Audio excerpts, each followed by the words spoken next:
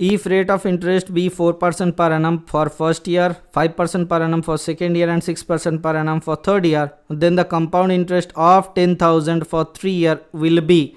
अब 3 साल का इंटरेस्ट निकालना है, ठीक है। कैसे निकाला जाए सर? पहले 4% मतलब सर 1/25 मतलब 25 रुपये क्या हो गया सर? 26 रुपये हो गया। 5% मतलब 1/20 मतलब 20 रुपये क्या हो गया सर? 21 रुपये हो गया। 6% मतलब सर 6/100 मतलब कितना हो रहा है सर? 2 तिया 6, 2 5 10 तो 50/3 मतलब 50 रुपये हो गया आपका 53 रुपये, ठीक है। तो ये हो गया अमाउंट। तो इसको एक चीज़ कर सकते हो, ठीक है। आप देखो सर 100 रुपये का हो जाता है 104, ठीक है। ऐसे भी कर सकते हो, 100 रुपये का हो जाता है 104। इससे आसानी होगा देखो। तो फिर से दूसरे साल में 100 रुपये होता है 105, तीसरे साल में 100 रुपये होता है आपका 106। तो इसको गुना करते हैं तो कितना आता है सर? 10 के बाद 1 2 3 4 5 6 6 0, ठीक है। ये यहाँ से कितना आ जाएगा सर? 104 into 105 into 106। तो ये आ गया आपका अमाउंट। तो यहाँ से आ गया 10,000 के बराबर ये वाला अमाउंट के रेशियो कितना गुना है सर? 100 गुना है। तो इसको 100 से डिवाइड कर दो, खत्म कहानी। तो 104 इंटू 105 इंटू 106 अपॉन 10 क्या हो जा रहा है सर? 100। तो 5 दूना 10 तो 21, 5 दूना 10 तो 20, तो 4 5 20, तो 4 दूना 8, 4 छक्के 24। तो 5 से और कटेगा? नहीं कटेगा।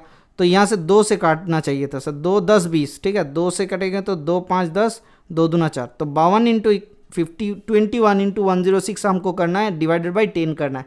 मतलब पॉइंट के बाद एक ही डेटा। हम लोग क्या करते हैं, एक चीज़ करते हैं, पॉइंट हम लोग हिसाब करते हैं। देखो 2 एकम 2 और 2 6 12, तो लास्ट में यूनिट डिजिट 2 होना चाहिए। तो 2 के बाद क्या हो जाएगा सर? ये वाला ऑप्शन ही है, ऑप्शन नंबर 3, 1575.20।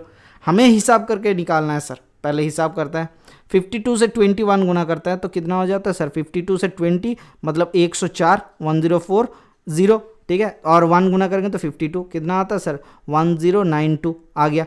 इसको 106 से गुना करते हैं, 100 से गुना करेंगे तो 0, 6 से गुना करते हैं, 6 दूना 12, कैरी फॉरवर्ड 1, 9 6 54 एकम 55, तो 0 आ गया था। तो 9 6 एकम 6, तो यहाँ से कितना आ जा रहा है आपके लिए सर? यहाँ से आ जा रहा है आपका 2 5 7, इधर कितना हो रहा है? 9 6 15, तो 115,752 अपॉन 10 था सर। 115,752 अपॉन 10 था। तो पॉइंट यहाँ पे आ जाएगा। तो ये आ गया आपका अमाउंट। तो इससे क्या निकालना है सर? 10,000 हटा देते हैं।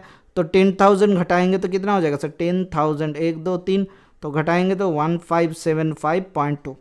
दिमाग लगा के यूनिट डिजिट लगा लेते तो पहले ही 3 नंबर ऑप्शन आ जाता है, आपको सॉल्व करने का जरूरत नहीं होता। Okay sir, thank you, bye bye, stay tuned for the next class.